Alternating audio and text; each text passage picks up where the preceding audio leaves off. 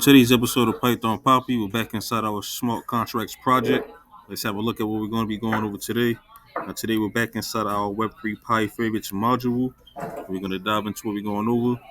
Now, I attempted to run the code on the Tenderly account. For some reason, it didn't go through. Then I actually looked at it and seen why. So you can see it deployed halfway through. So you can see here we have the long-lived gates. You can see here the print long-lived gates. And then we have the favorites.vy, read only, as favorites.file. All of this information went through. We compiled everything. We actually went through the bytecode and the ABI. You can see here we have our bytecode. I'll move down and show you have the ABI also. There's our ABI information. You can see we have that here. Now, when it gets to the building transaction part, move down so you can see that. You can see right here, starts building the transaction. You can see building transaction. I can show you what it says it in the actual code before it crashes. So after the ABI, you can see it says here, building a transaction. And this is where it actually fails at. This is because we're actually trying to build a live contract or deploy a live contract or transact a live contract to the supposedly a test network. And that's why it crashed. And I can show you exactly why it crashed even further.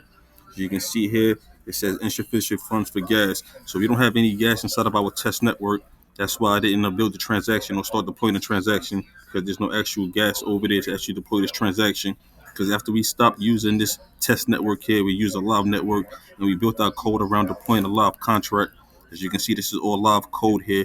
So there's no testing code here. This is all live code, and it's expecting gas or a gas equivalent way to actually deploy our contract.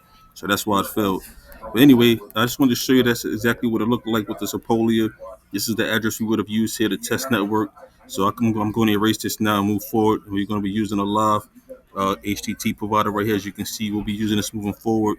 We're actually deploying this to the Envil network. We will get deeper into that as we move forward. But of course, I will keep you posted every step of the way. For now, it's the Python Papi. You guys stay Gucci.